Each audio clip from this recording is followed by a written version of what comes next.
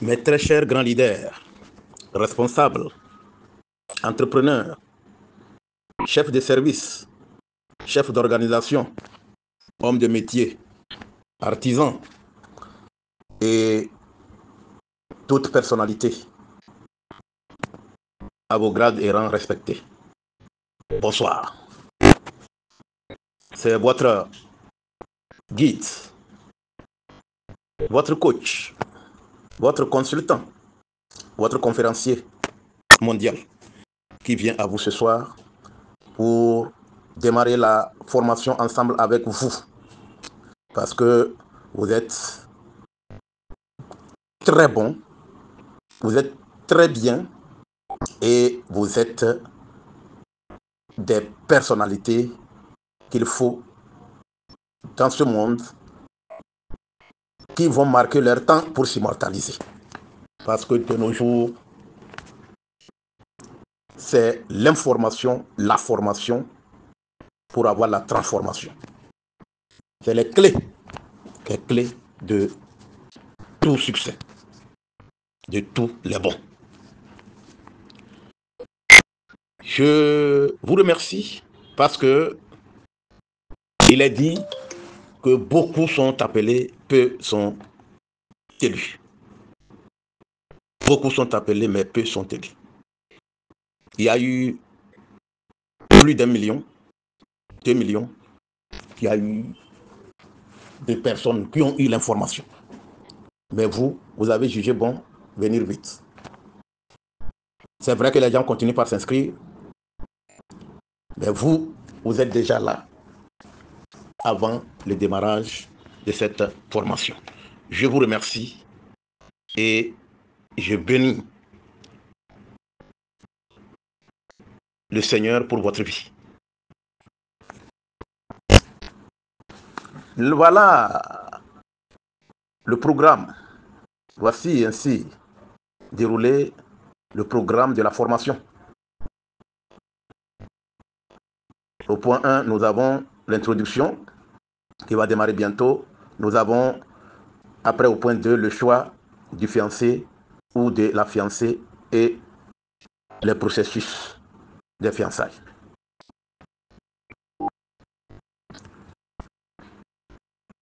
Trois, le mariage et la vie de couple. 4, le succès dans le mariage qui conduit au bonheur des bons vieux jours. Et au point 5, c'est la phase des questions-réponses qu'on aura. Je vais entamer cette formation tout en commençant par cette révélation, cette réalité existante dans les livres sacrés, en l'occurrence la Bible, le Coran, la Torah, ainsi que d'autres livres révélés, des livres saints. Il est inscrit là-bas, je cite, qui trouve une femme à trouver le bonheur. Donc c'est pour dire que c'est Dieu qui a institué le mariage. Et avant le mariage, c'est les fiançailles. Après les fiançailles, c'est la vie de couple. Ce processus de fiançailles, de mariage et de vie de couple est une institution de Dieu. Le mariage est une institution de Dieu. Et Dieu lui-même a trouvé que il faut qu'il y ait 2 personnes pour que ces personnes soient heureuses, que ce soit une personne. Au lieu d'une personne, Dieu a décidé de seconder l'homme. Et revenons pour comprendre une chose. Les bases du mariage, l'importance du mariage, les avantages du mariage.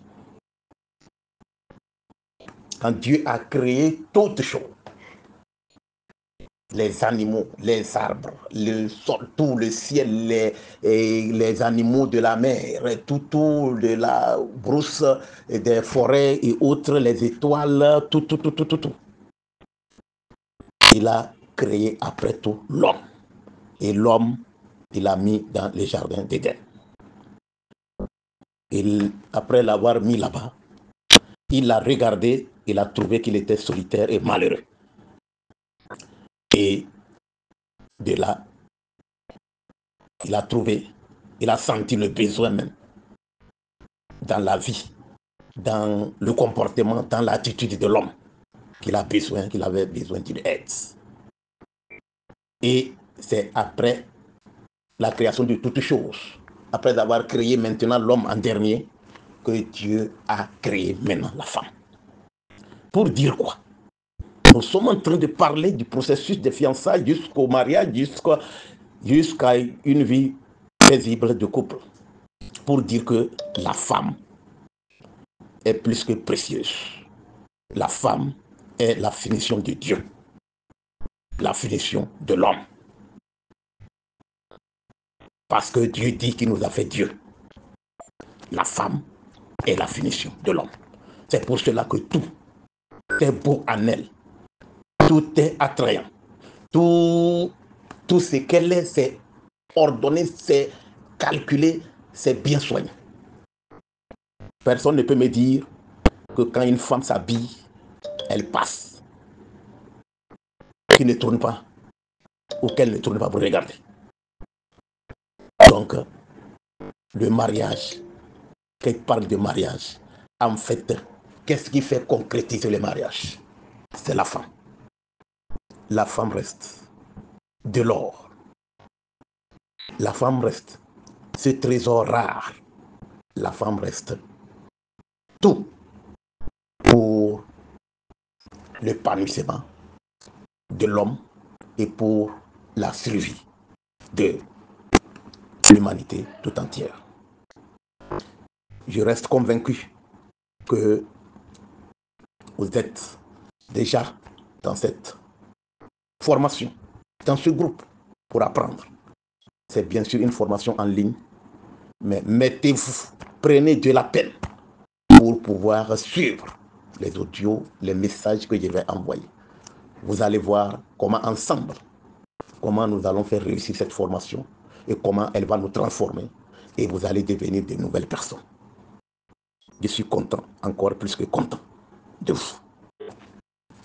Voyez, tout ce que l'on peut dire par rapport à la vie se résume dans l'être. Parce que Dieu a envoyé l'homme sur la terre pour régner, pour dominer, pour être heureux, pour être dans le bonheur, dans l'abondance, dans la richesse. Et Dieu est riche. Dans certains passages, je n'aime pas les citer, il dit l'or et l'argent lui appartiennent.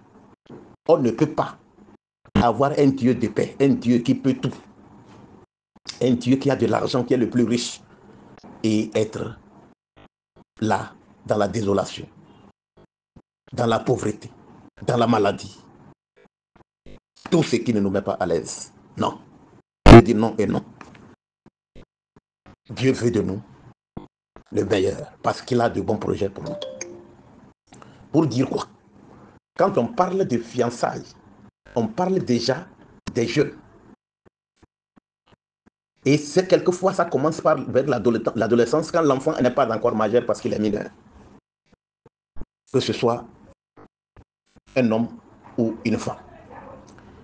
Et partant de là, on vient au niveau de la jeunesse. C'est là que les fiançailles peuvent déclencher à tout moment. Pour aboutir au mariage maintenant, c'est de là, c'est ça que nous aurons à parler.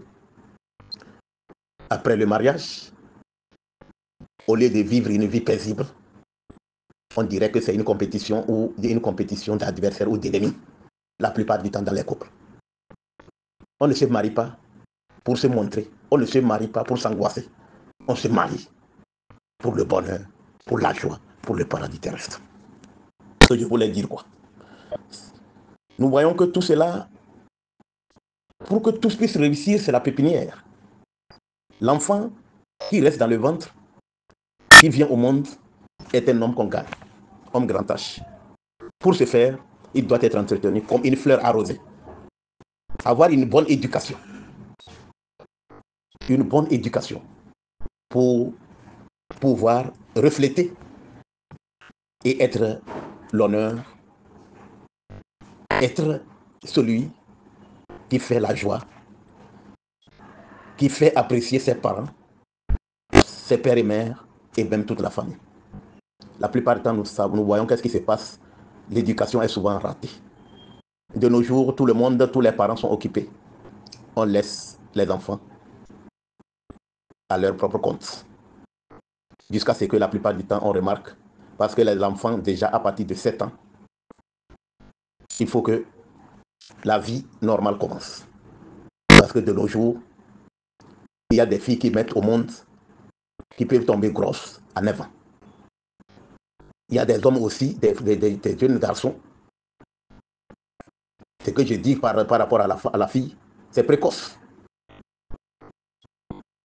C'est bien sûr précoce. Chez le garçon aussi, c'est précoce. À 10, 12 ans aussi. Donc nous devons faire de telle sorte que nous puissions suivre les enfants. De nos jours, avec toute l'abomination que nous avons, les enfants à cet âge-là, déjà il faut commencer par les suivre. Aller laisser les enfants aller dans des coins et autres de sexe opposé, il peut y avoir des désagréments, il peut y avoir des surprises autres, d'une mauvaise vie, d'une vie sale qui commence. Il doit suivre les enfants, même les enfants à la maison, dans votre propre maison, vos enfants, à un certain âge, vous devez les séparer du lieu de repos. Pourquoi ne pas les séparer? Les lits, pour voir chambre s'il y a les moyens. Parce que c'est les périodes où les enfants deviennent autres. Et il peut y avoir des désagréments même. Aller jusqu'à faire poser des actes qui peuvent être un déshonneur pour la famille. Et même, ça c'est, je parle de la vie normale entre l'homme et la femme.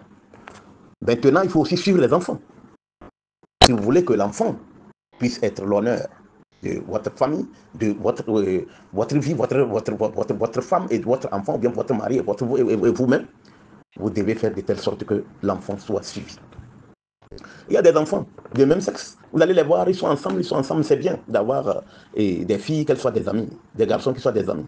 Mais il faut aussi contrôler, parce que quand vous avez des enfants, et un enfant, il vous amène l'enfant de même sexe, et souvent leur façon de se faire chose, peut-être ils rentrent dans des coins, ou bien ils se font, et de même sexe, ils se font des bisous, ils se font des caresses et autres. C'est des signes aussi qui montrent vraiment que ce que nous sommes en train de vivre de nos jours, les hommes et les hommes qui se marient, qui prennent les hommes comme femmes, et les femmes qui prennent femmes comme chose. Donc c'est quelque chose qu'on ne semble pas voir, mais c'est des réalités. Quelquefois, ça peut être une surprise désagréable. Voilà à peu près ce que c'est au niveau de l'enfance en allant vers l'adolescence. Au niveau de l'adolescence, maintenant, nous savons que c'est l'âge pubère et il n'est pas souvent, il n'arrive pas à, nous l'avons été, c'est difficile de se contrôler. C'est difficile de se contrôler et c'est en ce temps qu'il faut arriver à coacher vous les parents. Nous allons avec le temps, et il y aura d'autres formations carrément de coaching pour que vous soyez des coachs pour votre propre famille, pour votre communauté, pour votre association, pour votre entreprise et autres. Nous allons revenir sur ça après. Donc vous devez être votre propre coach. Coach de votre femme, coach de votre mari, coach de vos enfants. Pour pouvoir les amener une vie normale. Maintenant, au niveau des jeunes, pour les fiançailles,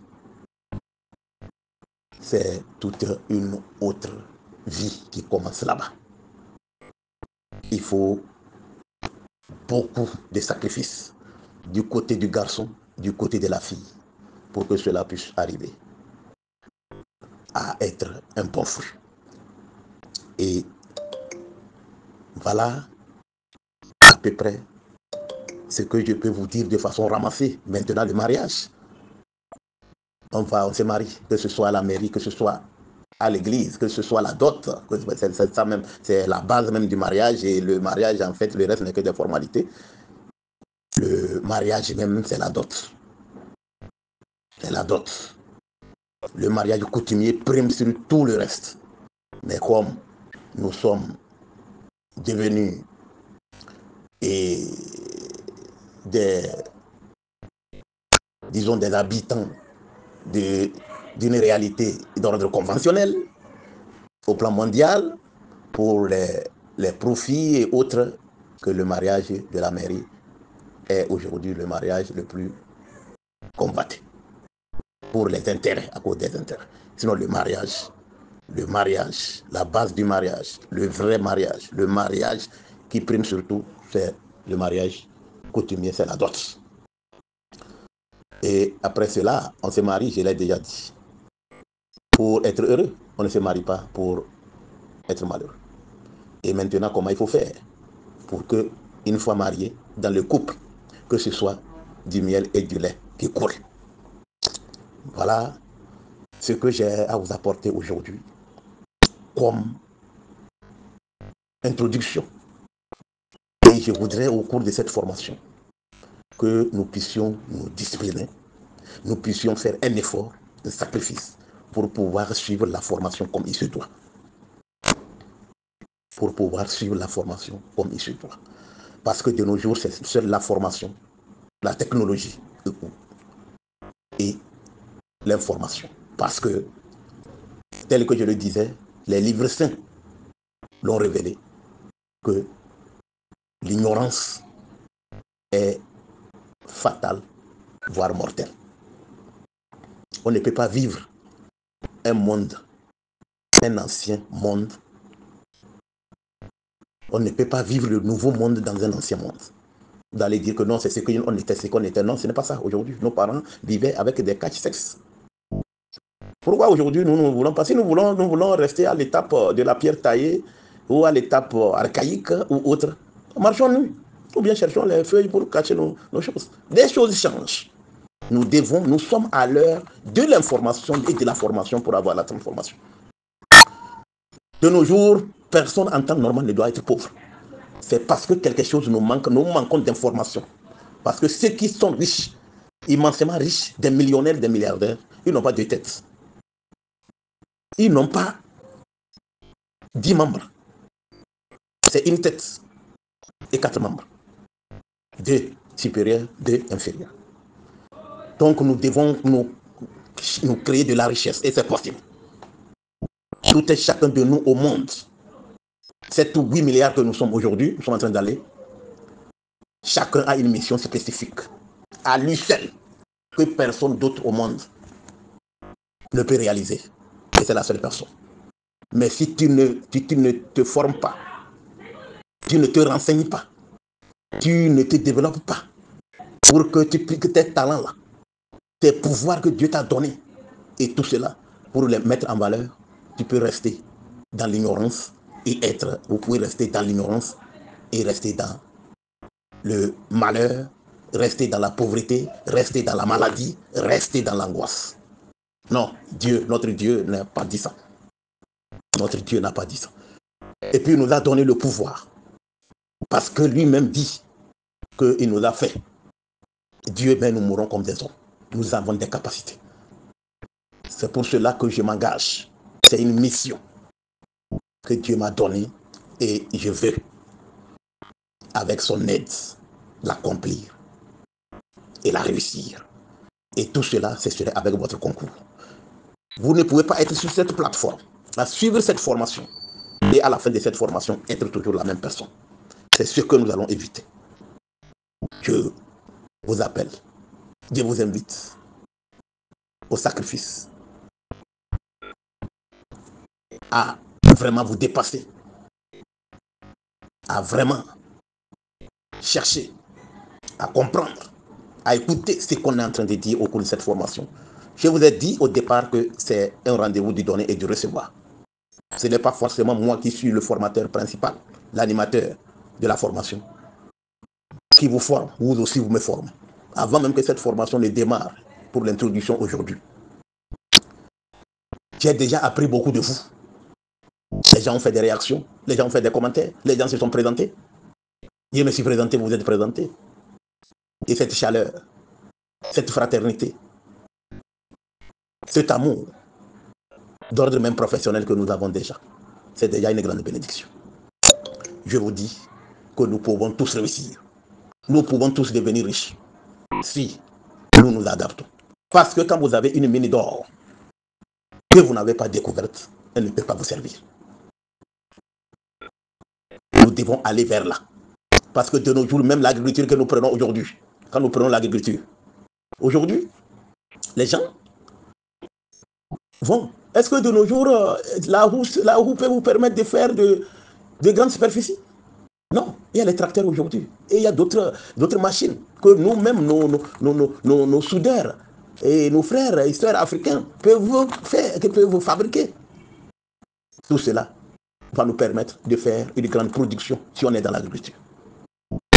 Si on est dans d'autres choses, nous avons besoin de la connaissance. Et cette connaissance, nous avons besoin de cette connaissance plus dans la vie de couple. Les mariés, les époux et épouses, les couples ont besoin, c'est la première entreprise pour toute réussite. Quand vous réussissez le mariage, quand vous êtes bien en couple, votre entreprise doit aussi marcher. La première entreprise qu'il faut réussir dans sa création et dans sa gestion, c'est le mariage, c'est la vie de couple. J'exhorte, je vous invite tous à mettre du sérieux dans cette formation pour que nous puissions constituer une communauté prospère. Et avec la connaissance, avec les techniques, avec tout ce que nous allons avoir dans les domaines différents de tout et chacun de nous, nous serons heureux. Je tiens à vous remercier pour cette soirée, pour l'écoute, votre écoute. Et je suis ouvert à vous, matin, midi, soir, 24 heures sur 24, pour vos besoins. Pour tout ce dont vous avez besoin pour réussir. C'est une mission.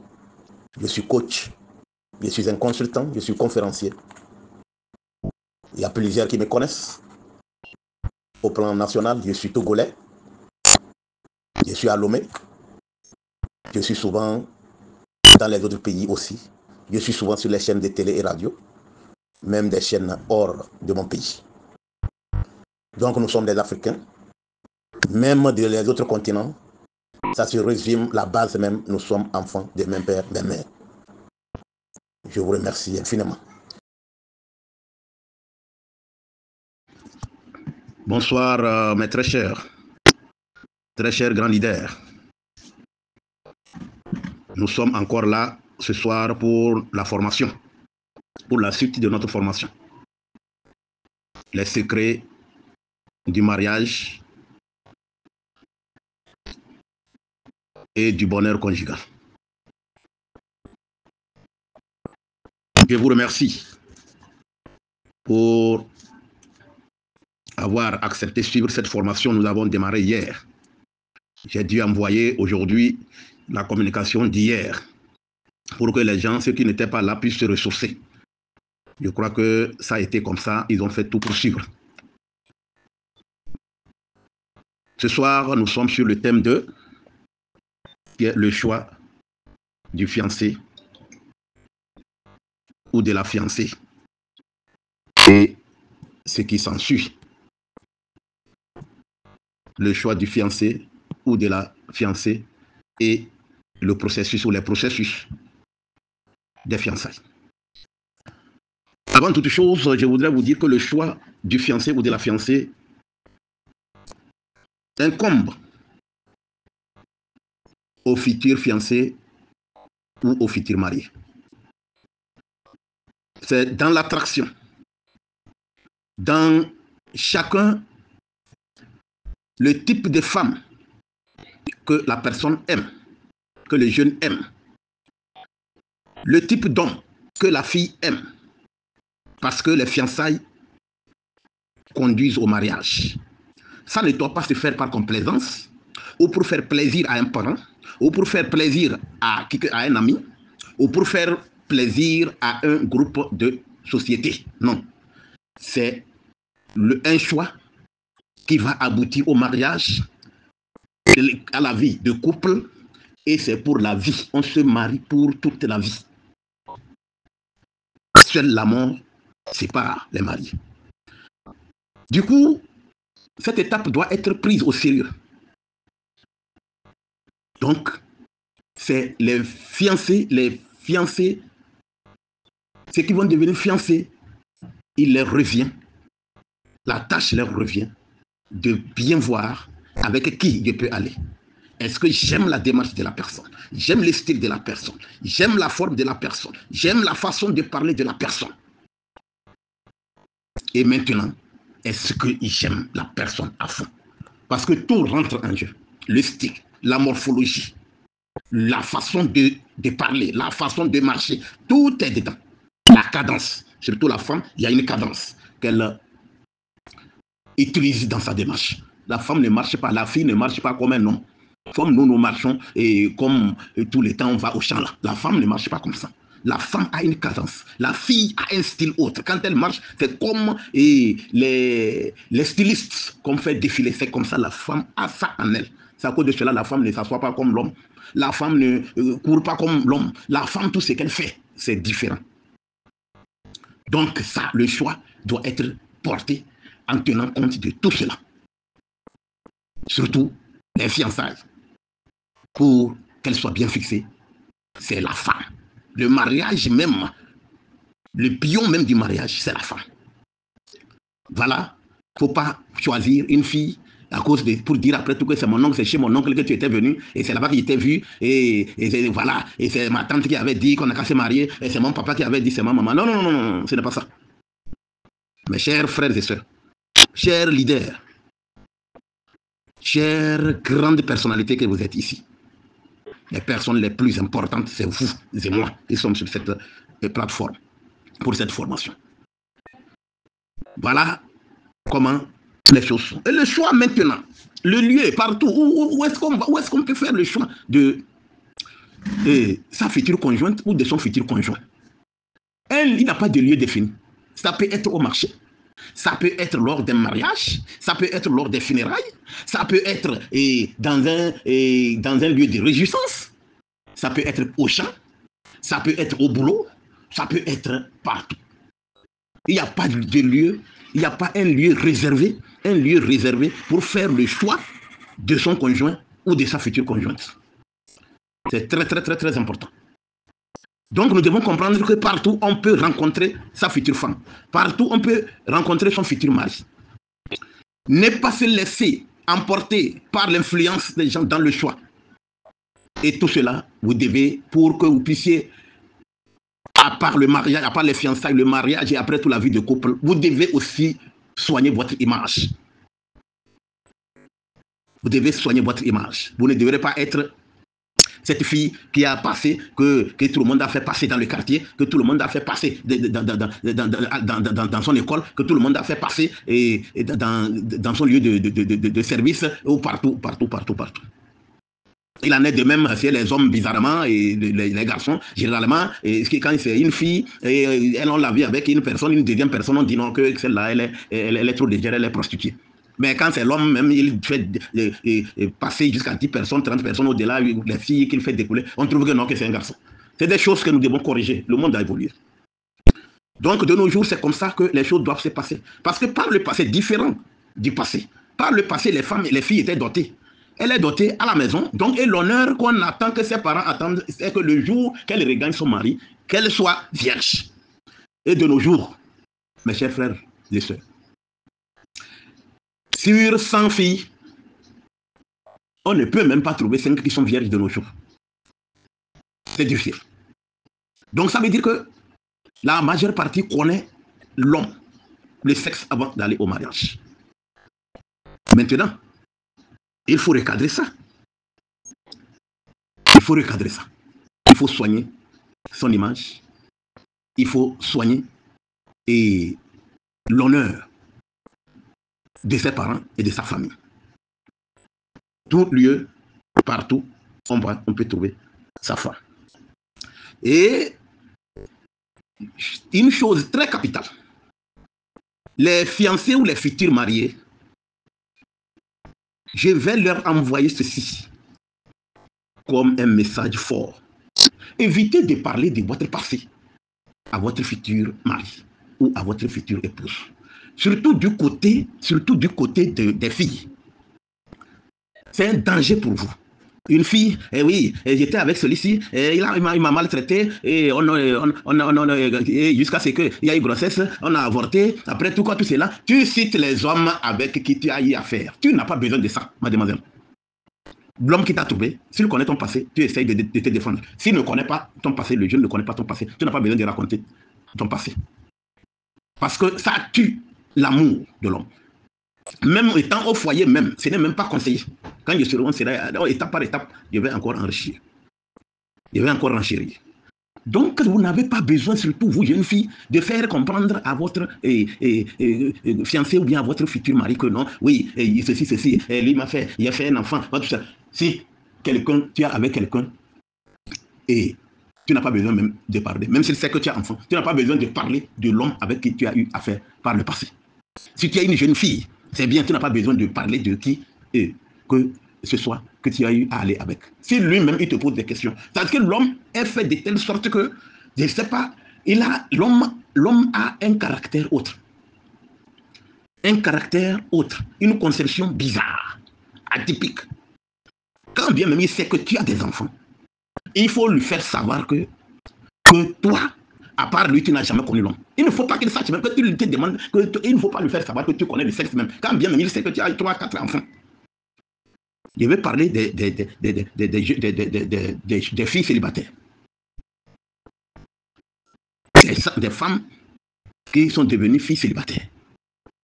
Vous n'avez pas besoin de raconter tout ce que vous avez eu, des trucs horribles. Quand vous êtes en train de parler de ça, toutefois que votre union, après tout, est même concrétisée, quand vous êtes sur le lit, l'homme est en train, il ne va pas tellement voir l'exécution de la consommation du mariage comme ça. Il est en train de penser que ce qu'il est en train de faire, c'est ce que l'autre, ce qu'il a cité là, c'est ce qu'ils ont fait. Si ton mari, même, si ton futur conjoint te demande, tu lui dis que c'est lui qui est le premier homme même avec qui tu veux faire ta vie, c'est lui-même qui est en train de te connaître. Si tu te demandes même, si, les enfants que tu as, il faut dire que tu es marié, et c'est le Saint-Esprit, ou c'est Dieu, c'est la nature qui t'a donné les enfants. Tu n'as même pas eu. L'homme sait bien sûr que c'est comme ça, c'est pas là que ça passe. Mais quand tu lui parles comme ça, il est très content. Tu n'as pas besoin de développer tout le parcours que tu as eu à faire. C'est un danger. Parler de votre passé sexuel à votre partenaire ou à votre futur partenaire, ça tue l'amour. Non, vous n'avez pas besoin. Si lui-même pose des questions, oui, il paraît que tu étais marié. Ça, c'est limite là, oui, oui, vraiment, j'ai été, ça n'a pas marché. C'est tout. Ne détaille rien. Ne détaille rien. Surtout les jeunes filles. C'est là-bas qu'on voit que ce n'était pas normal qu'elle puisse être même quelqu'une pour être sortie avec un homme. Donc voilà, vous devez en tenir compte. Vous devez en tenir compte. Maintenant, tout cela, ce n'est pas, c'est ce que je dis, c'est presque interdit.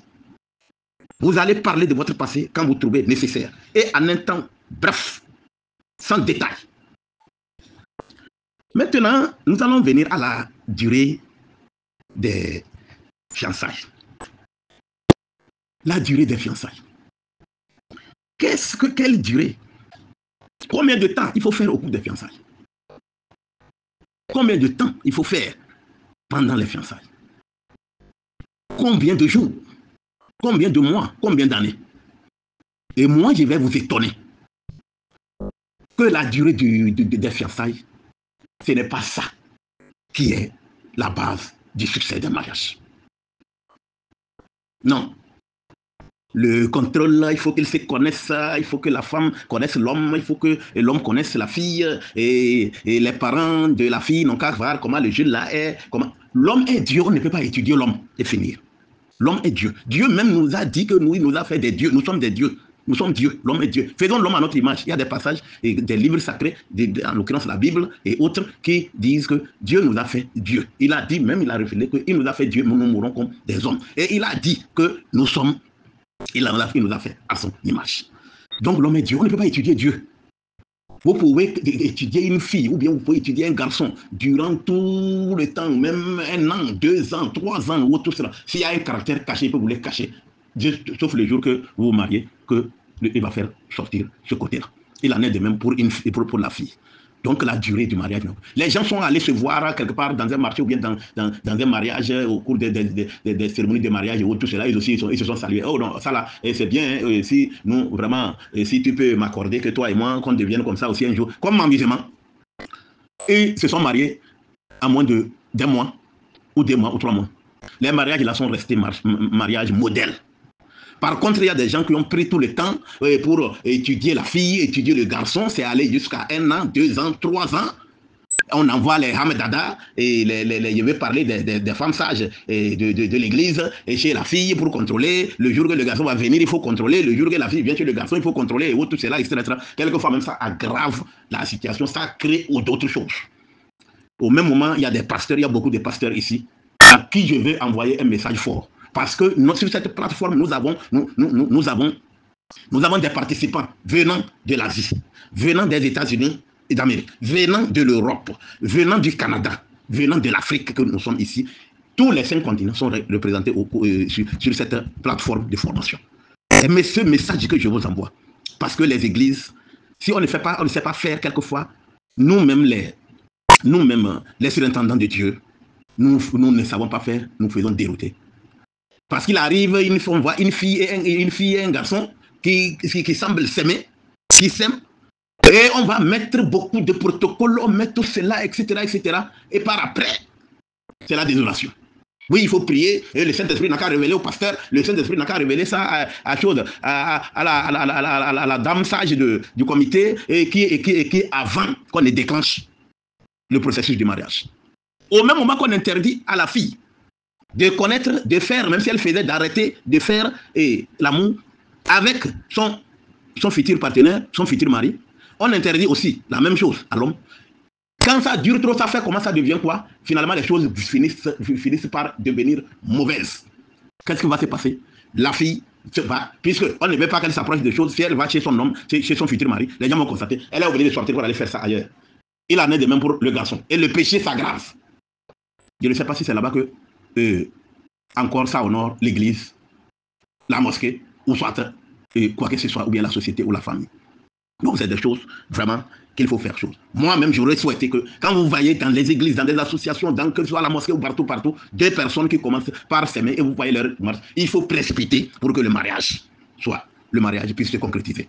Et souvent, c'est source de problème. Les fiançailles qui durent, il arrive que même ceux qui sont censés accompagner ce mariage pour qu'ils réussissent sont source de problèmes. Parce qu'ils sont contre telle fille se marie à tel garçon puisse prendre la fille de tel, et les intérêts rentrent dedans, la jalousie aussi rentre. Pourquoi ce n'est pas ma fille? Pourquoi ce n'est pas mon garçon? Ça, c'est des réalités. Je suis en train de le dire, et c'est une pure vérité, parce que j'ai des preuves, j'ai des expériences dans ce domaine. Voilà, à peu près, la durée des fiançailles. Ce n'est pas le fait que ça dure beaucoup qui donne du succès. On peut se retrouver aujourd'hui et on voit les sages ou le pasteur, on voit les imams, où on voit que la personne est bien indiquée, et voilà, j'aime telle fille, et tout cela. On vous réunit, on accompagne le processus en un temps record, vous vous mariez. Et le mariage là, ça peut réussir. Parce que toutefois que vous exposez les fiancés, pour longtemps, quels que soient les cas, il y a l'ennemi qui s'infiltre. Ça, c'est une réalité. C'est des choses qu'il faut revoir. C'est des choses qui se... Et quelquefois, il y a des mariages par complaisance, ou par jalousie, ou par médisance, ou par quoi que ce soit. Les gens, il y a même de nos jours des responsables ecclésiastiques qui ne sont même pas aussi sérieux, qui peuvent dire qu'ils ont prié que ce n'est pas la fille là que tu dois marier, ou bien ce n'est pas à l'homme là que tu dois aller pour faire l'union. Donc tout cela, on connaît et on vit cela. Nous devons éviter ça. Mais sa femme, partout, on peut l'avoir. On n'a pas besoin d'un grand temps pour pouvoir découvrir l'homme ou bien la femme avant de se marier. Ça, c'est les choses, la plupart du temps, ça ne marche pas. Parce que toutefois que quelque chose est exposé de précieux, C'est Dieu qui a institué ça. La plupart du temps, quand les gens se rencontrent et s'aiment, il faut les accompagner dans des temps records pour pouvoir vraiment aboutir, concrétiser le mariage. Voilà, à ce niveau, ce que je peux vous dire. Et maintenant, nous avons parlé de l'implication des parents. Les parents, le père et la mère, ça devient 4 personnes en premier lieu. Le père et la mère de la femme, le père et la mère du garçon. Eux, ils doivent se dépasser. Ma fille aime telle personne pour faire pour son bonheur. Parce que quelquefois, les parents aussi sont source de problèmes. Hein, celui-là, il n'a pas de l'argent. C'est celui-là que nous, on pense. On pensait que c'est celui-là que tu vas choisir. Et ce jeune-là, il se cherche, il n'a pas d'argent. Qui vous a dit que le jeune-là n'a pas d'argent? L'argent appartient à Dieu. Et puis, si l'union, le mariage, qui est une institution de Dieu, quand l'institution-là arrive à être implantée, automatiquement, Dieu va agir pour que les moyens viennent, pour que l'argent vienne. Qui vous dit que celui qui a de l'argent demain ne peut pas devenir plus pauvre? C'est Dieu, c'est la grâce de Dieu. Laissez votre fille choisir qui elle aime. Le garçon aussi va dire non, la fille là, et ses parents sont comme ça, c'est les parents que tu maries ou bien c'est la fille que tu veux marier. C'est la fille que tu veux prendre pour un mariage ou bien c'est son père ou bien c'est sa mère, ou bien c'est sa famille. Non. Quand vous vous mariez par intérêt, la plupart du temps, c'est le temps que ça va prendre. Et ça ne va pas traîner. La plupart du temps, on voit que les choses commencent par dégringoler. Le choix, non, les parents, l'église, tout cela, tous ceux qui sont tout autour, les sociétés organisées, n'ont qu'à laisser la personne aimer, prendre la personne, vivre avec la personne, devenir femme ou époux de la personne que la personne aime. Donc voilà ce que j'ai dû insister sur ça pour des raisons de bienséance. Pour des raisons de bienséance. Voilà ce que c'est à ce niveau. Nous comprenons en toute franchise que le mariage est une chose précieuse. On ne se marie pas et on revient en arrière. Le mariage, ce n'est pas un essai. Quand vous êtes en fiançailles jusqu'à ce que ça aboutisse maintenant, que vous devez vous marier, vous êtes marié, c'est la vie de couple. Voilà. Donc on ne doit pas blaguer dans le choix ou bien dans le processus qui conduit au mariage. On peut se rencontrer dans un mariage, c'est ce que j'ai dit, ou lors d'un anniversaire, ou même lors des funérailles, ou au marché, ou dans un cabaret, et on se marie. Et on devient aussi heureux. Ah, je connais des mariages. Moi, personnellement, je n'ai pas fait 1 an, 2 ans de quoi que ce soit. Mes fiançailles, pour que je puisse prendre ma femme, c'est à peine 6 mois. À peine 6 mois. C'est pour dire que ça n'en a même pas atteint 6 mois. Mais nous sommes mariés. Nous faisons plus de 25 ans. Il n'a jamais eu de problème. C'est vers moi même, je suis le plus jeune dans ma famille, mais plutôt ceux qui sont censés, excusez-moi, ceux qui sont censés être les réparateurs de mes problèmes, la solution, résoudre les problèmes. C'est moi qui résous plutôt les problèmes. Parce que le mariage, c'est un choix. Quand vous prenez votre femme, vous faites votre constitution, votre règlement intérieur. Vous mettez, c'est palais de justice. Tribunal de première instance, et quoi, tout cela, et etc., jusqu'à la Cour suprême, c'est vous. Et vous arrivez à régler vos problèmes en interne. Toutefois, même que vous faites appel, tel n'a qu'à venir aujourd'hui. Et peut-être que c'est la tante de la fille, de la femme de la fille qui vient. Alors qu'elle-même, elle n'était pas d'accord du mariage des choses. Elle va ramasser des choses, elle vient, elle envenime les choses. Si c'est l'oncle qu'on a appelé, de quel côté ou tout cela, ça devient autre chose. Ça se complique. On vous mariez. Quand il y a quoi, c'est à cause de nos parents, même c'est traditionnel depuis l'ancien temps. Vous vous réveillez, vous allez vous réveiller votre mari à 4 h du matin.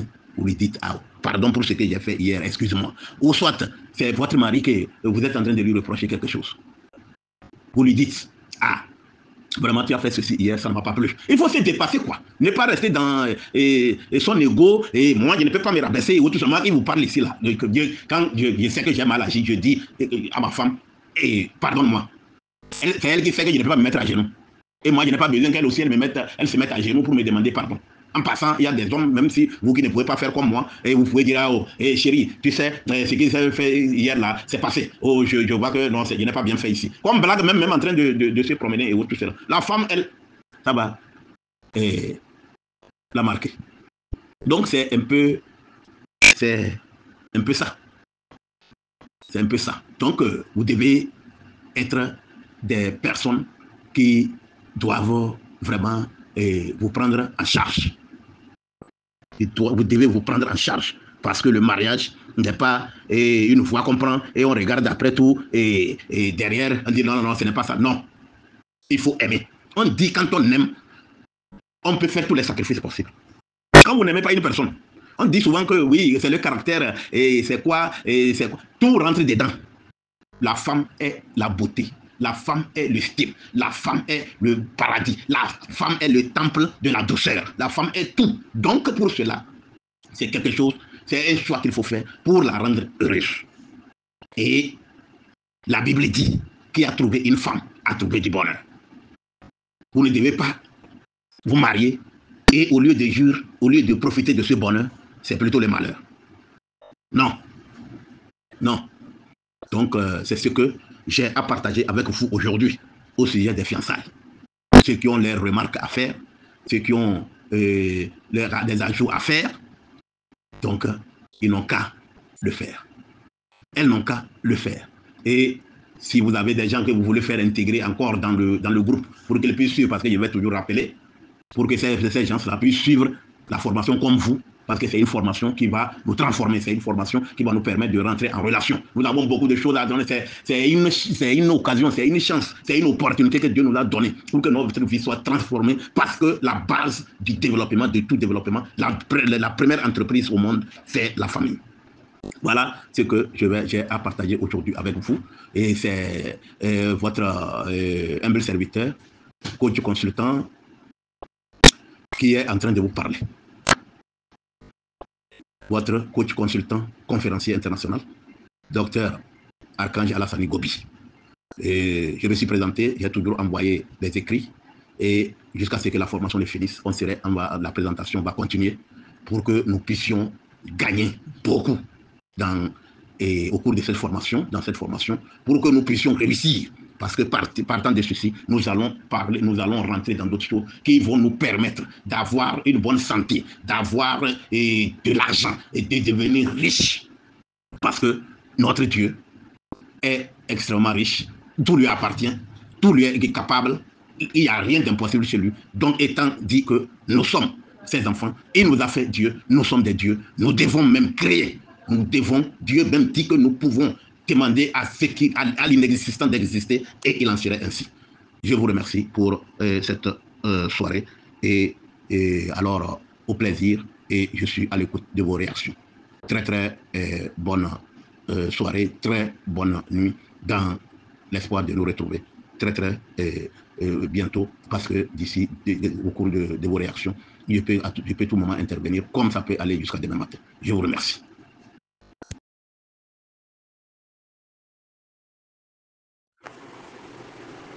Très cher grand leader, grande personnalité, bonsoir. C'est votre coach consultant, conférencier international, Dr Archange Alassane Gobi, qui vient encore cette soirée pour communiquer sur notre formation, les secrets du mariage et du bonheur conjugal. Je vous remercie pour avoir permis à ce que la formation commence et qu'elle ait eu lieu grâce à vous. Aujourd'hui, notre thème, c'est le 3e jour aujourd'hui, c'est le thème 3 et c'est intitulé le mariage et la vie de couple. Nous savons que le mariage, c'est tout un processus. Avant d'arriver au mariage, il y a un processus. Il faut passer par le premier pas, il faut passer par la dot, il faut passer par l'état civil. Si les gens veulent continuer selon la procédure jusqu'à l'église ou à la mosquée ou d'autres encore pour d'autres cérémonies et qui confirme, qui habille le mariage définitivement. Nous commençons par le premier pas. Le premier pas permet aux familles, aux deux familles de se connaître. La famille de la fille, la future mariée et les parents du garçon, de l'homme, du futur mari. Ainsi, le premier pas, il arrive que l'huile vienne pour consolider les fiançailles, pour consolider l'union, la future union, je vais dire. Pour ce faire, il n'est pas obligatoire pour certaines personnes avant la dot. Parce qu'il y a certaines personnes qui jumellent et le premier pas et la dot le même jour. Voilà comment le premier pas est. Mais au même moment, le premier pas permet aux deux familles de se connaître, tel que je l'ai dit. Donc, pour ce faire, déjà, les futurs mariés commencent par devenir conscients parce que ils sont en train d'enjamber vers le mariage. Sur ce, tout ce que nous savons pour que le mariage, l'union puisse se faire et que cela puisse avoir des bases solides, c'est la famille qui est tout. C'est la famille. Surtout la famille de la fiancée, de la future mariée. Parce qu'il faut payer la dot. On parle de dot. Le premier pas précède la dot, mais c'est la dot qui est fondamentale, c'est la dot qui est nécessaire, c'est la dot qui est le socle, la fondation, ce qui est nécessaire pour pouvoir accéder au mariage dignement. Voilà à peu près ce que c'est. Cette dot-là varie d'une communauté à une autre. Cette dot-là peut aussi varier d'une famille à une autre. Et c'est la famille de la future mariée qui va lister tout ce dont elle a besoin avant de donner sa fille en mariage. Je parle de la famille de la jeune fille qui s'apprête à se marier. Il est vrai que là-bas, il faut dire, il y a des familles qui exagèrent, qui demandent des choses presque impossibles. Et souvent, ça crée des frustrations. Ça crée des frustrations. Nous devons comprendre que la fille, la jeune future mariée, on ne la vend pas au temps du premier pas, au temps de la dot. Ce n'est pas une vente. Parce que d'autres exagèrent comme ça et souvent après tout ça devient source de problèmes dans le foyer. L'homme va considérer comme il a payé, il a acheté la femme et tout le temps il se rappelle. Tu te rappelles combien il a dépensé? Tu te rappelles combien il a dépensé? Tu te rappelles combien il a dépensé? Et ce genre de choses, quelquefois, ça cause cela. Les jeunes même de nos jours ont peur d'aller vers là. Parce qu'ils disent qu'il faut avoir de l'argent, pour pouvoir aller vers là. Et les fiançailles durent. Après tout, c'est d'autres choses qui rentrent dedans. La dot n'ayant pas été faite. Et s'il y a des ennemis, si je vais le dire, d'autres choses qui rentrent dedans, quelquefois, ça peut ne pas aboutir au mariage. Il faut tenir compte toujours de la capacité financière du futur marié, de votre futur gendre, de votre futur beau-fils. Si la dot même va être élevée, tout ce que vous listez doit être élevé, vous pouvez adoucir, vous pouvez ramener ça dans un cadre symbolique. Au Togo, par exemple, la dot est symbolique sur le plan juridique, sur le plan social. La dot symbolique est à 10 000. C'est pour permettre à toute personne de se marier. Parce que les personnes peuvent ne pas avoir de l'argent avant le mariage et se marier, et partant de là, peuvent devenir des millionnaires ou des milliardaires. Il n'est pas bien d'empêcher les gens de se marier et vont rester dans les fiançailles, dans quoi, jusqu'à vieillir. Alors que moi, qui suis ici, je ne conseille pas que les gens se marient à leur vieillesse. Comment? Vos propres enfants vont devenir après tout vos petits-fils ou comment? Aller jusqu'à 30 ans, 35 ans, on n'est pas encore marié, ce n'est pas une bonne chose. Il y a un temps, et puis il y a aussi un temps pour se marier, un autre pour ne jamais se marier. Il y a un temps pour se marier et un autre pour ne jamais se marier. Qu'est-ce que je veux dire par là?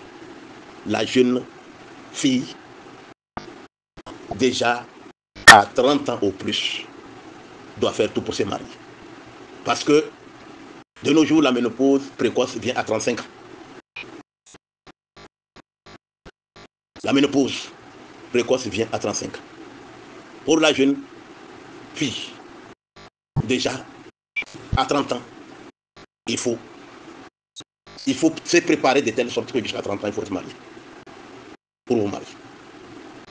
L'homme, lui, il peut dire non, qu'il n'a pas quoi que ce soit qui peut lui arriver, et quoi que ce soit tous les temps, il peut être productif même jusqu'à 100 ans. Mais il prend de l'âge. Quand vous faites des enfants, par exemple, à partir de 55 ans ou 60 ans, ces enfants-là deviennent vos petits-fils. Est-ce que vous avez de l'énergie? En ce temps, vous avez les moyens nécessaires? Vous avez la force pour pouvoir les éduquer? Si je prends un exemple, si vous avez fait l'enfant à 60 ans ou à 75 ans, est-ce que vous êtes prêt à courir pour pouvoir le corriger, pour l'attraper, pour le prendre? Non. Je ne souhaite pas ça. C'est vrai qu'il y a des cas majeurs qui peuvent amener les hommes, certains hommes, à arriver là. Mais ce n'est pas, moi je ne conseille pas ça. C'est bon de se marier tôt. Et vos propres enfants deviennent comme si vous constituez une famille. Quand vous faites un conseil de famille, une personne vient, elle va penser que c'est vos petits frères, c'est vos petites sœurs. C'est ça qui est le conseillé, selon moi. Maintenant, quand la dot, parce que à l'état civil, on a toujours demandé la dot. Si vous n'avez pas fait les formalités de la dot, à l'état civil, vous n'aurez pas gain de cause. Le maire ne va pas célébrer votre mariage. Et ce que je dis, le mariage à l'état civil, c'est une formalité administrative. Pour le régime que vous allez adopter, c'est la communauté des biens, ou bien c'est séparation des biens. Et les avantages au niveau des allocations, pendant le mariage, au moment où vous êtes vivant, et après la mort du conjoint ou de la conjointe. Et que nous ne souhaitons pas. Les gens n'ont qu'à vieillir jusqu'à 100 ans, au-delà, avant de partir de ce monde, être rassasiés des jours. Voilà à peu près à l'état civil. C'est un peu aussi un autre problème. Parce que nous avons vu des mariages, les hommes sont allés, ils se sont arrangés, et ils sont venus avec un papier de mariage, et comme quoi, peut-être il a signé polygamie là-bas, alors que ce n'est pas ce que la femme veut, et il amène le papier, il tend. Non, les choses ont évolué. C'est l'homme et la femme qui se présentent là. Le jour-là, la fille doit être là, le garçon doit être là. Et en commun accord, ils choisissent. Si c'est la monogamie, tous doivent être d'accord. Si c'est la polygamie, tous doivent être d'accord. Voilà à peu près ce que c'est. Comment les choses se passent au niveau de l'état civil. tout un processus, parce que il doit avoir un représentant du côté de la famille de la femme, un ou une représentante aussi du côté de l'homme. Donc voilà à peu près ce qui se passe au niveau de l'état civil. Mais moi je dis, c'est vrai qu'à l'état civil, il y a une règle. Je voudrais dire à tout un chacun, vous qui me suivez, de se mettre ça en tête. Même vous qui êtes déjà mariés. Parce que ça concerne tout le monde. Même les fiançailles, les quoi, les non-mariés ou tout cela. Puisque vous avez des enfants que vous allez faire marier. Ou soit même si ce n'est pas vos enfants, vous avez des conseils à donner. Vous devez être des coachs pour pouvoir accompagner la société, l'humanité. Voilà comment. Moi, à l'état civil, on va et le maire prononce que vous vous mariez pour le meilleur et pour le pire. Non. Moi, c'est vrai. Et ce que je dis, c'est une règle établie et c'est comme ça, c'est ce que l'illustre. En fait, on ne se marie pas pour le pire, on se marie pour le meilleur, rien que pour le meilleur. On se marie rien que pour le meilleur, et pour le meilleur, et pour le meilleur, et pour le meilleur. Non. Parce que tout ce que, étant coach, tout ce que l'homme semble se mettre en tête, ça finit par arriver. On n'a qu'à exclure cette histoire de pire. On se marie pour le bonheur. On se marie pour le meilleur et rien que le meilleur. Mettez-vous ça en tête, même ceux qui sont déjà mariés, vous êtes en couple, il faut vous mettre ça en tête. Parce qu'à l'église, il faut, maintenant, il y a le mariage civil, il y a la dot, il faut se transporter, aller à l'église. À l'église, maintenant, c'est aussi un autre cas là-bas. C'est presque, pratiquement, les mêmes formalités parce que là-bas, il va demander la dot, à demander à l'église, le pasteur. Je prends l'exemple de l'église et l'exemple de la mosquée, l'exemple un peu partout et par rapport à d'autres formes. Chaque peuple, chaque religion et chaque entité a sa façon de le faire. L'église demande la dot, le papier de la dot et le papier de la mairie, du mariage, les certificats de mariage. Et maintenant là, c'est un autre cas là-bas. Il faut célébrer le mariage là-bas aussi parce que l'église est un lieu de bénédiction. Moi, je souhaite, et j'insiste sur ça, que le jour du mariage, quand les mariés rentrent, le prêtre ou le pasteur, ou qui est appelé ou l'imam a officié le mariage, qu'il bénisse le couple pour le meilleur pour toute leur vie, rien que de la bénédiction. On n'invite pas, on ne parle pas. Ce n'est pas la peine de parler du pire. Parce que nous entendons quelquefois au niveau de l'église, oui, surtout et autres, tout cela, et que, voilà, il peut arriver des moments difficiles, et il peut arriver et que votre mari soit malade, il peut arriver qu'on lui ampute une jambe, ou bien des choses comme ça, des trucs qui ne sont pas du tout bien, qu'on évoque. Ce n'est pas normal, on n'a pas besoin de ça. Job l'a expérimenté. Tout ce dont j'ai peur, tout ce à quoi je pense, c'est ce qui m'arrive. C'est ce qui m'arrive. Non, restez dans le bonheur, restez pour le meilleur, restez bénis, restez pour tout ce qui est bien, dans la dynamique, dans la réflexion, mentalement et spirituellement. Cela, il en serait ainsi. Parce qu'il faut commander le bonheur, il faut commander la richesse, il faut commander tout ce qui est bien.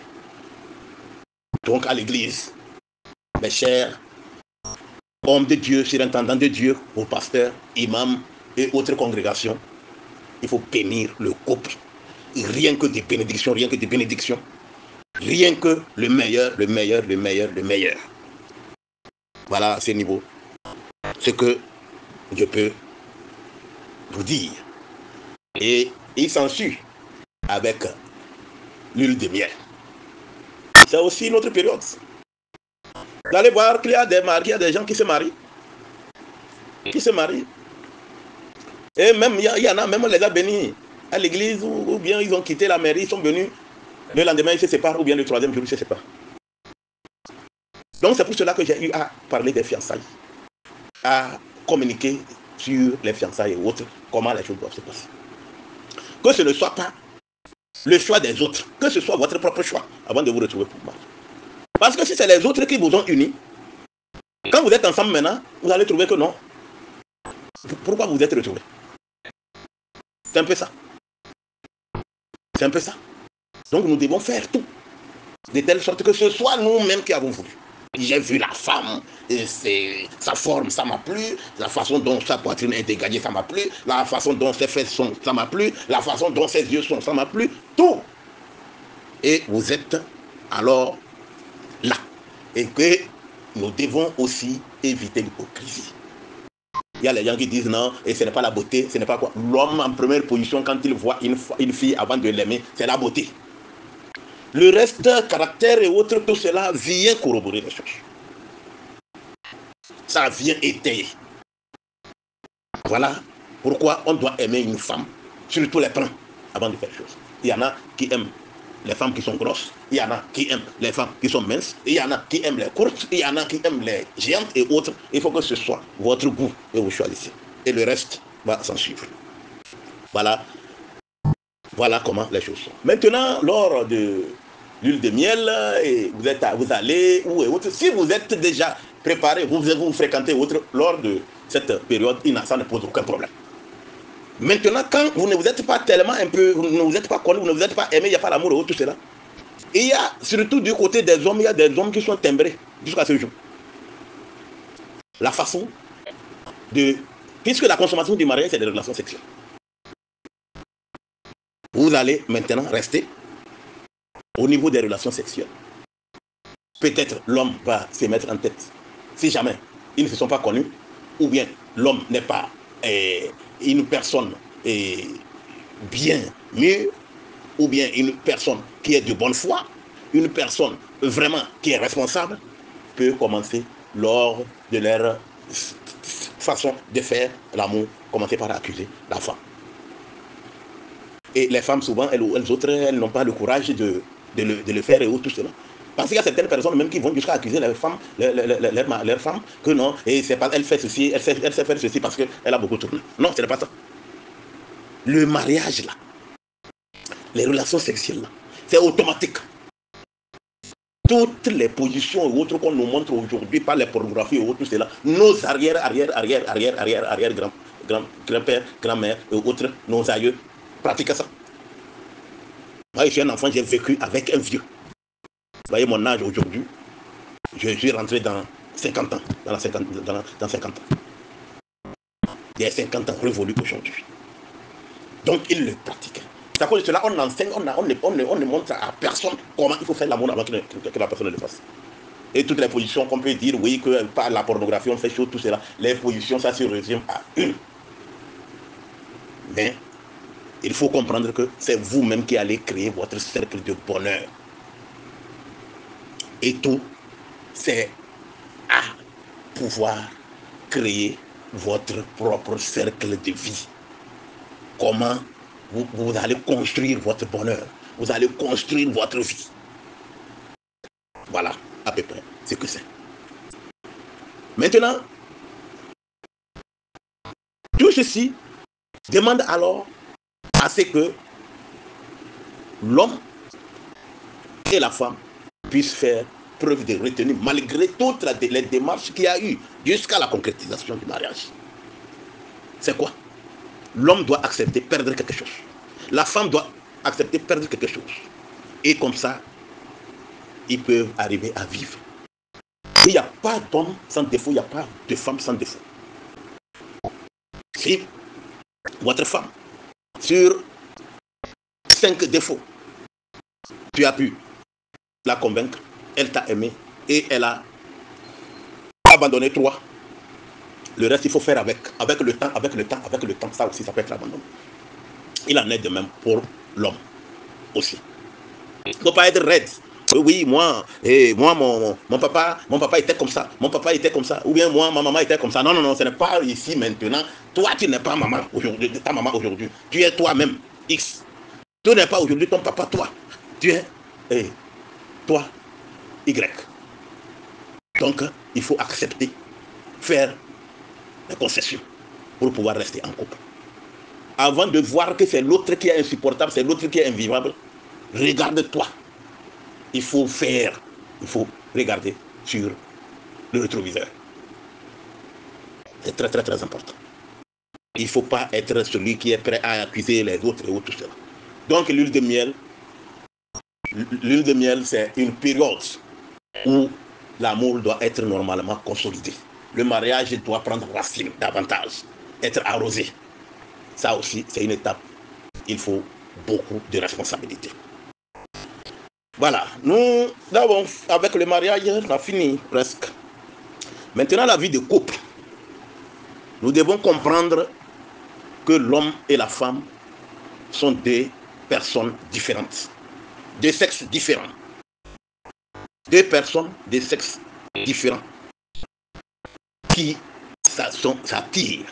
Et que tout ce que nous avons dit, ce qui est autorisé, le mariage étant une institution de Dieu, le mariage est fait, programmé, tout, et c'est lui. À cause de cela, il faut mettre Dieu au centre du mariage pour pouvoir aboutir. C'est très, très, très, très, très, très, très fondamental. Mais la femme a sa notice. L'homme aussi a sa notice. Et les deux doivent se comprendre. Nous sommes dans la vie de couple maintenant. Nous sommes dans la vie de couple. La femme, elle est différente. J'ai dit ça au départ. Tout ce qui est pour la femme, c'est la beauté, c'est la douceur, c'est le style, le bon style. Tout ce qui est en elle brille.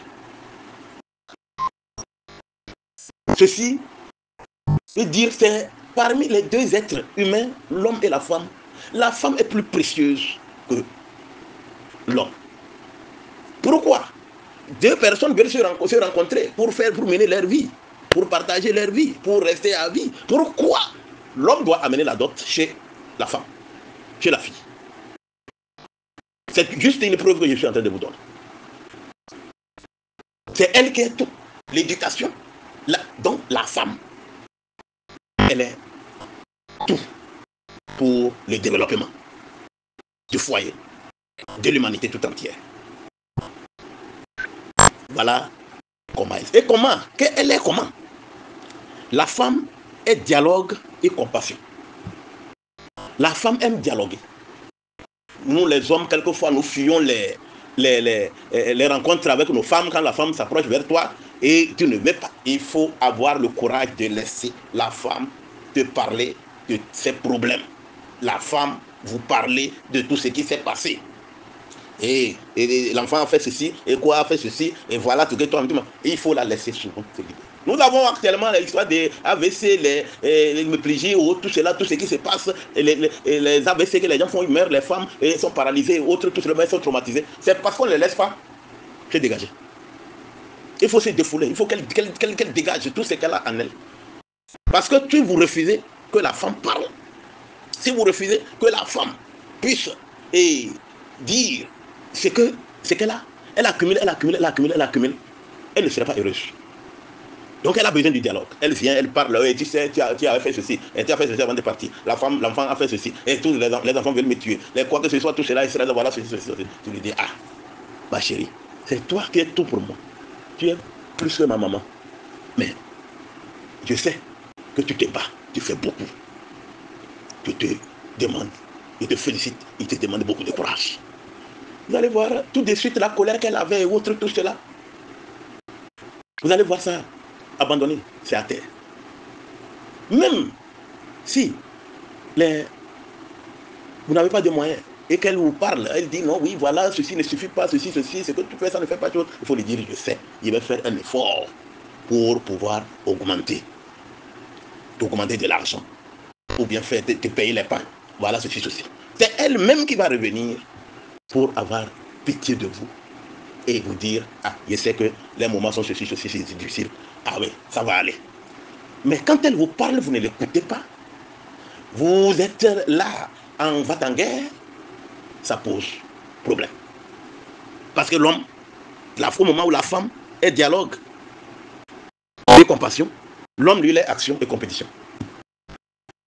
Donc la femme, il faut la comprendre. Elle a besoin de la compassion. Quand elle parle des choses, elle a eu ceci, ou bien elle l'a énervé, elle a fait ceci, les enfants l'ont énervé, ou bien c'est ses camarades ou tout cela. Il faut compatir. C'est tout ce dont elle a besoin. Et il y aura la paix. Il y aura la paix. Vous allez manger même ce que vous n'attendez pas. Mais quand l'homme, comme lui, il est toujours action et compétition, on essaie où juste où il va, l'homme va revenir du boulot, ou bien c'est le week-end tout de suite, même c'est la bière qu'il va pour prendre, et c'est toujours, il est toujours pressé. Il est toujours pressé. Il va où c'est toujours pressé. L'homme est fait comme ça. Et la femme est appelée à le comprendre et l'accepter comme ça. L'homme est permanemment toujours en action, comme il est dans la compétition. C'est comme ça qu'il est. Et il faut le comprendre. Et il arrive. Donc, tant que tu sais que ta femme, la femme en général, elle est dialogue et compassion, focalise-toi là et tu essaies de mener des actions en conséquence. Toi, tu sais que l'homme est action et compétition. Toutefois qu'il fait ces choses, c'est lui qui arrive. Peut-être il est avec son ordinateur dans un coin. Tu arrives et il va trouver que non, que tu es en train de l'importuner. Tu le gênes avec chose, tu laisses se tendre. Il est avec son ordinateur là-bas, tu viens. Ah, il va t'apporter le café. Normalement, c'est une bonne chose que tu es en train de. Tu vas le voir, il prend son PC et il change de place. Parce que pour lui, tu es en train de le déranger. Ah, vas-y, laisse le café. Et au bon moment, tu peux lui apporter. Ou bien il t'apporte à manger, il te fait chaud. Les hommes, généralement, c'est comme ça. La femme aime le dialogue permanent, mais l'homme n'est pas aussi comme ça. Donc, c'est les réalités que nous vivons. Et pour pouvoir fonder un bon couple, il faut vraiment tenir compte de tous ces éléments. S'accepter mutuellement et accepter aussi quelquefois des remarques, des reproches. C'est traditionnel même. Pour qu'un couple puisse bien rester, la plupart du temps, s'il y a eu des choses la veille, que ce n'est pas bien. Voilà, le lendemain, nos parents nous conseillent nous ont toujours dit, à 4 heures ou 5 heures, l'homme réveille la femme, ou bien c'est la femme qui réveille l'homme, et vous restez. Oh, voilà ceci, ceci, ceci. Quel que soit les cas, vous finissez par vous entendre. Quand vous restez sans jamais vous retrouver pour dialoguer, pour rester ensemble, ça tue l'amour. Il faut toujours, c'est à cause de cela qu'il est bon de faire conseil de famille. Quand vous êtes vous mariés, vous êtes vous deux, le conseil de famille commence. C'est par semaine que vous allez le faire, c'est par mois que vous allez faire. Le conseil de famille reste nécessaire pour moi et obligatoire. Voilà à peu près ce que c'est pour qu'un couple, pour que le mariage puisse être bien consolidé et qu'un couple soit heureux. Je tiens à vous remercier très sincèrement pour cette soirée, pour votre disponibilité. Et nous allons suivre le reste après cette communication. Ceux qui auront des ajouts, des préoccupations, je suis là pour vous répondre. Merci, merci, merci pour votre aimable attention. Je vous remercie. Mes très chers grands leaders, partenaires, votre humble serviteur, Docteur Archange Alassane Gobi, est encore là pour partager de bonnes choses avec vous par le biais de la formation que nous sommes en train de faire. Je vous remercie encore d'être là pour suivre la formation. Aujourd'hui, c'est la 4e grande communication. Et le thème, c'est le succès dans le mariage qui conduit au bonheur des bons vieux jours. J'ai eu à évoquer tout cela dans la communication précédente, que le mariage est une institution de Dieu. Et comme Dieu veut le bonheur pour nous, il a de bons projets pour nous. Le mariage en temps normal, doit être un creuset de bonheur, de joie, de richesse, d'abondance, de paradis terrestre, à commencer avant d'aller au ciel. Comment deux personnes, on dit deux valent mieux qu'un. C'est pour cela que Dieu a trouvé bien, et une personne n'est souvent pas bien parce que la personne est solitaire. Et quand c'est comme ça, c'est la tristesse, c'est les réflexions, c'est les soucis, c'est l'angoisse, c'est le stress. Dieu lui-même veut que ça soit à partir de deux. Et dit là où deux personnes sont, il est Dieu lui-même, il est là parmi ces personnes. Donc nous comprenons que c'est très très fondamental que l'homme soit avec la femme. Et étant avec la femme, c'est le bonheur. C'est ce que Dieu a trouvé important, nécessaire. Maintenant, il y a eu le mariage, la vie de couple maintenant. Et je voudrais vous rappeler ici que le succès du mariage se retrouve fondamentalement dans le dialogue. Le dialogue. Il faut dialoguer quand on est en couple. Il ne faut pas fuir le dialogue. Il ne faut pas fuir les réunions de famille, conseil de famille. Ça commence même par un homme et une femme mariés, le couple. Parce que l'exercice ou un devoir qu'on vous a donné, quand vous le contournez aujourd'hui, vous ne le traitez pas pour aller en classe supérieure, vous le contournez, quels que soient les cas, vous reviendrez coûte que coûte pour le traiter. Parce que si vous n'avez pas traité ça pour aller en classe supérieure, vous allez rester dans la même classe. Et vous êtes obligé de revenir, mais vous avez déjà perdu du temps. Le dialogue. Le couple doit toujours rester ensemble.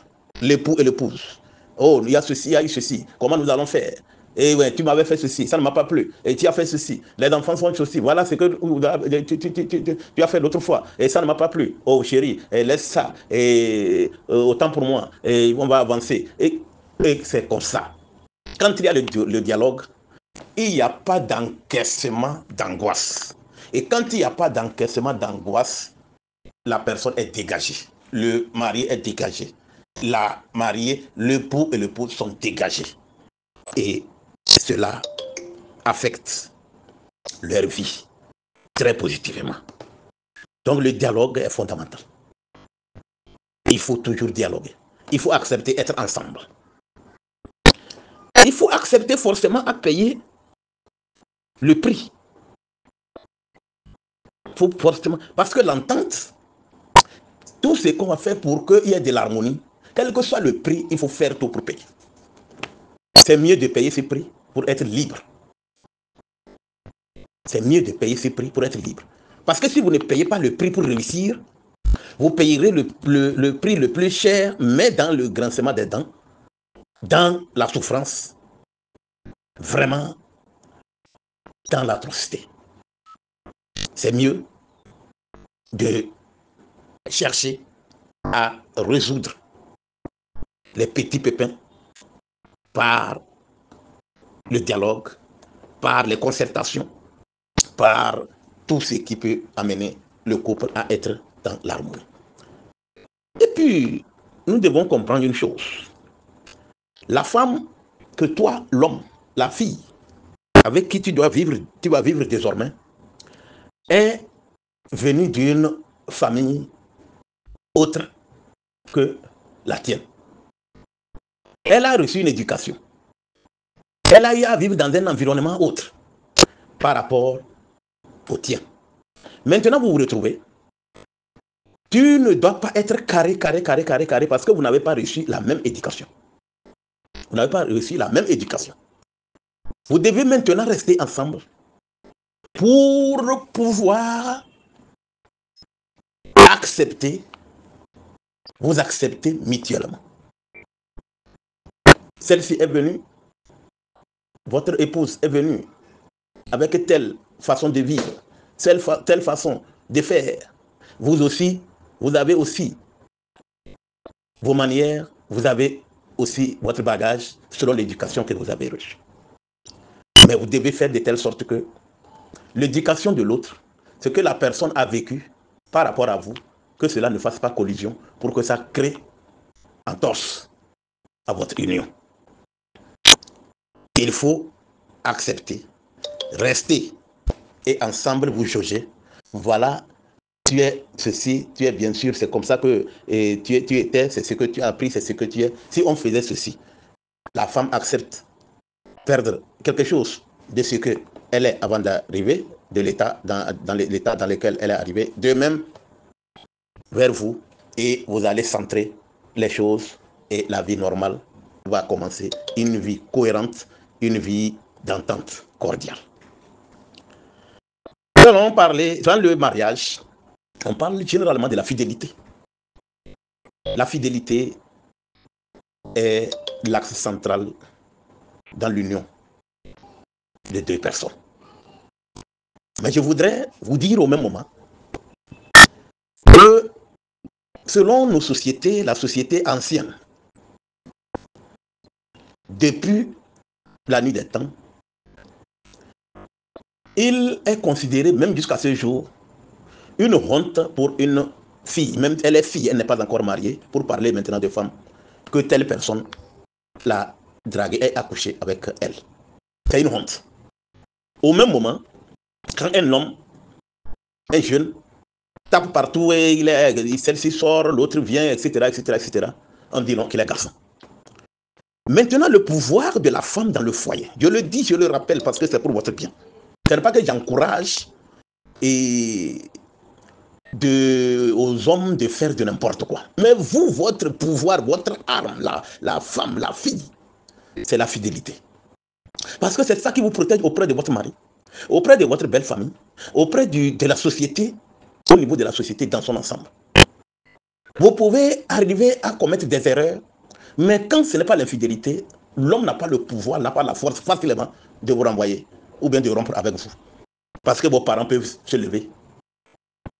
Les parents de votre belle famille peuvent se lever et dire non, la fille là, non, tu veux ou pas, elle reste. Si tu ne fais pas attention, c'est pas qu'elle va partir de la maison. Mais elle autre, notre bru là, nous l'aimons, notre belle-sœur là, nous l'aimons, notre etc., etc.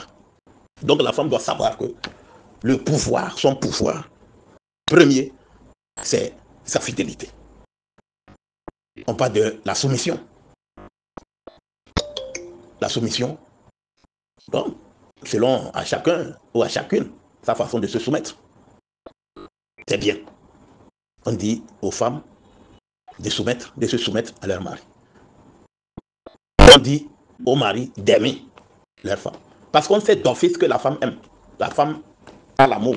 C'est pour cela, elle est patiente, elle supporte la grossesse durant 9 mois. Après tout, l'enfant sort, elle s'occupe de l'enfant avec patience, tous les caprices, toutes les caprices et tout ce qui entoure tout un petit enfant jusqu'à ce que l'enfant grandisse et devienne un homme.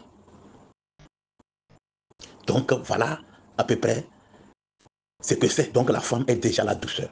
La femme est déjà l'amour. La femme est déjà la paix. La femme est déjà le bonheur. Mais il faut savoir la prendre. Toi, l'homme, quand tu as une femme, tu as une identité. Tu es respecté. Les gens savent qu'il y a un homme ici. Généralement, à un certain âge, quand on n'est pas marié, quand on n'est pas en couple, on n'est pas respecté. Il y a certaines personnes même qui ne peuvent pas vous visiter. Alors que la vie, il y a les contraintes. Donc il faut accepter. Il faut accepter ces contraintes pour être respecté, pour être bien dans la société. L'homme doit faire tout pour être en harmonie avec sa femme. Amener la femme étant la tête. La femme, amener la femme à son école. Quel que soit comment, on apprend souvent que oui, non, ma femme, elle est trop têtue, ma femme, elle ne comprend rien, ou bien c'est mon mari, il est trop dur, il est souci. Tout ce qui est mauvais, on peut ramener ça. On peut transformer ça en une chose nickel. En utilisant les stratégies. Les bonnes stratégies. Les bonnes stratégies. L'homme même peut arriver à un moment à se soumettre à sa femme. Demandez pardon à sa femme. Ça ne vous rabaisse pas, plutôt ça vous fait grandir. Dire à sa femme, oui, chérie, j'ai compris, pardon, excuse-moi pour ça. On ne t'a pas dit d'aller te mettre à genoux sous elle quand elle est assise, forcément. Mais quand tu lui dis, mais chérie, j'ai compris, excuse-moi, ou bien toi aussi tu penses à ça encore, oh, laisse-moi là-bas, ne t'occupe pas de moi, c'était, tu ne connais pas les hommes, quelque chose comme ça.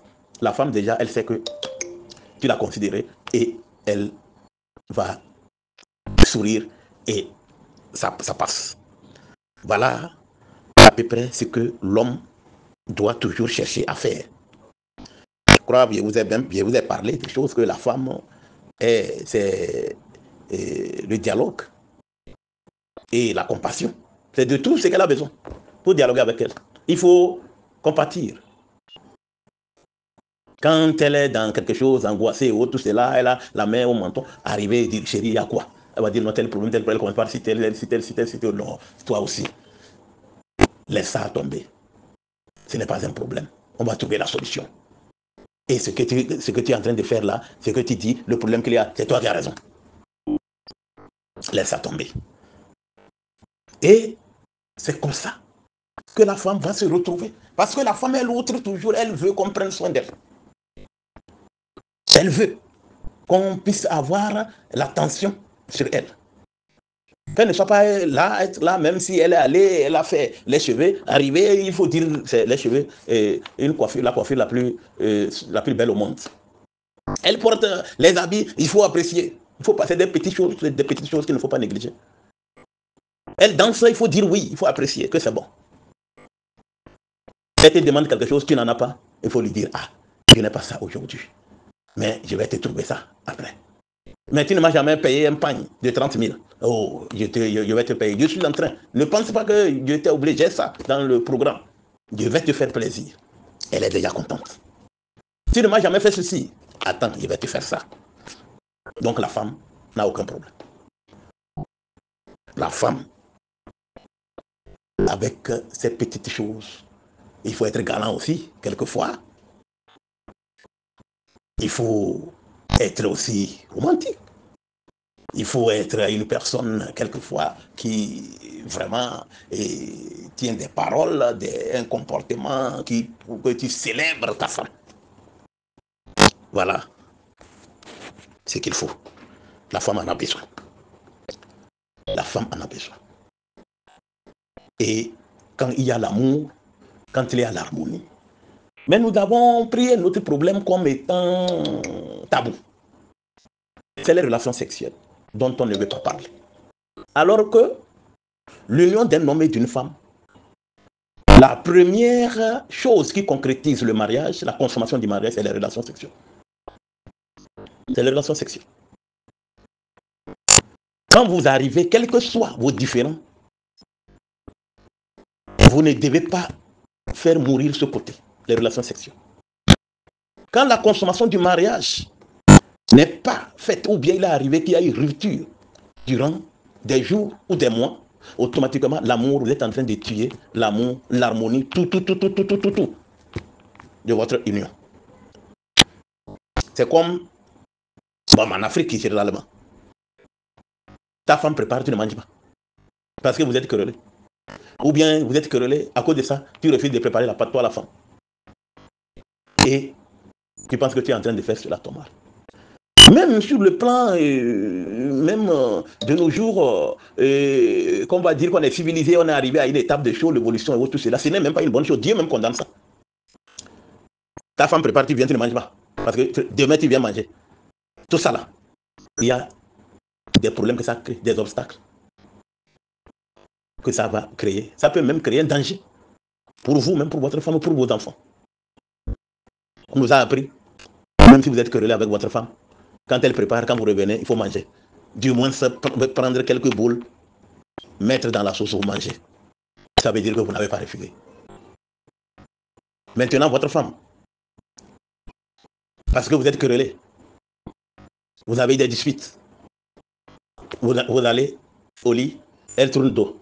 Toi aussi, tu te concentres, tu dis oui, c'est qu'elle veut, ça n'a qu'à être ça. Vous ne vous touchez pas. Mais demain, vous allez reprendre. Parce que quel que soit les cas, les problèmes il arrive que ça passe. Il arrive que la colère s'apaise. Vous reprenez. Ce n'est pas une bonne chose. Ce n'est pas une bonne chose. Même si vous ne pouvez pas aller à l'acte, il faut mettre la main sur votre femme pour vous coucher dans l'harmonie. Et il y a de la bénédiction dans ça. C'est de cette façon qu'on peut vivre, jeune, adulte, vieux, jusqu'à vieillir. Et on est en harmonie, on est dans la paix, on est dans la joie. Et puis je vais vous dire une chose. Il y a des couples, à force d'être tellement en harmonie, de s'aimer, d'aller voir si l'homme est dans la cour, quand il est en train de penser à faire l'amour à sa femme, à faire l'amour avec sa femme, la nuit là, la femme est en train de penser de la même manière là-bas. Quand le mari avance, les propos, ça prend. Parce que n'oublions pas que aussi, que quand bien même on est en couple, toujours les habitudes de la cour du temps de jeune fille doivent toujours continuer. Il faut toujours réactiver ça. Quand vous avez une fleur, il faut toujours l'arroser. Le mariage doit être arrosé. Maintenant, quand il arrive, un couple est bien dans l'harmonie et autres, tout cela. Vous voulez aller vous laver, vous allez voir que votre femme, au même moment, est en train de porter la serviette. Elle veut aller et aussi dans la douche. Vous avez envie de prendre du café, vous avez envie de manger. Elle aussi. Elle dit, ah, le repas qui était déposé, je voudrais qu'on mange. Alors que... Donc, et les personnes, et je vais vous dire, je vais vous étonner, et vous pouvez, et vous allez vérifier, sinon vous pouvez me dire que ce qu'ils sont en train de dire n'est pas vrai. Vous allez voir les personnes qui s'entendent, et elles sont ensemble, les couples mariés jusqu'à l'heure, et un grand temps, 20 ans, 25 ans, 30 ans, et autres, vieillir, jusqu'à les personnes peuvent être de différentes formes avant de se marier. Mais vous allez voir à la longue, les personnes là vont finir par se ressembler. On va finir par remarquer que l'homme et la femme qui étaient différents sur tous les plans finissent par se ressembler. Ils finissent par se ressembler. Donc c'est ça le bonheur, c'est ça. Et c'est comme ça que vous vivez dans la maison, dans le paradis. Toute personne qui vient admire, vos enfants en bénéficient. Parce que l'harmonie, l'entente, c'est la bénédiction. C'est de la bénédiction. Donc voilà ce que nous pouvons dire par rapport à la démarche, à la façon de vivre dans un couple pour pouvoir aller au bonheur. Et puis, quand on s'entend, on est bien, il y a l'harmonie, il y a la joie, il y a la paix, il y a la longévité dedans. On a moins de maladies.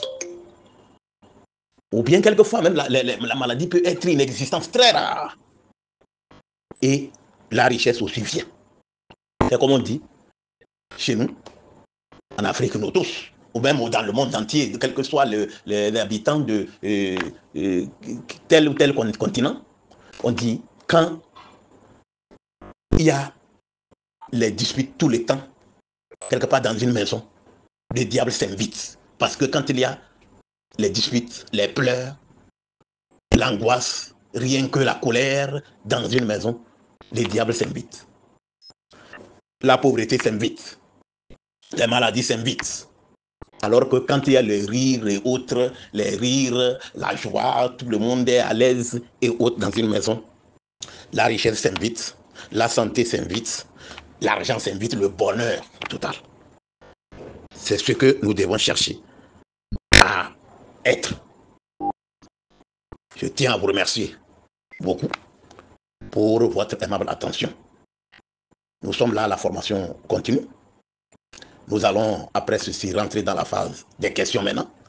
Questions et réponses. Vous posez vos questions, je vais les rassembler. Et par phase, je réponds. Et les apports, ça peut être les apports, ça peut être les questions. Et ensemble, je l'ai dit au départ, nous sommes à un rendez-vous du donner ou du recevoir. À force de me préparer pour vous donner la formation, j'apprends aussi de vous. Parce que ça me permet de me préparer, de réviser mes connaissances en la matière. Et j'apprends aussi de vous.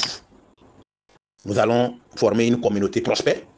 Parce que de nos jours, quand on a l'information, quand on a la connaissance, on peut se faire de la richesse. De nos jours actuellement, avec la technologie, l'évolution de la technologie, les moyens qui sont mis à notre disposition, en temps normal, personne ne doit souffrir Personne ne doit mourir de faim. Personne ne doit être là dans la pauvreté. Notre union ici, notre communauté que nous sommes en train de former, doit nous permettre à nous tous de réussir forcément parce que nous avons besoin. Dieu n'a fait personne, n'a envoyé personne sur cette terre pour souffrir. Je vous remercie.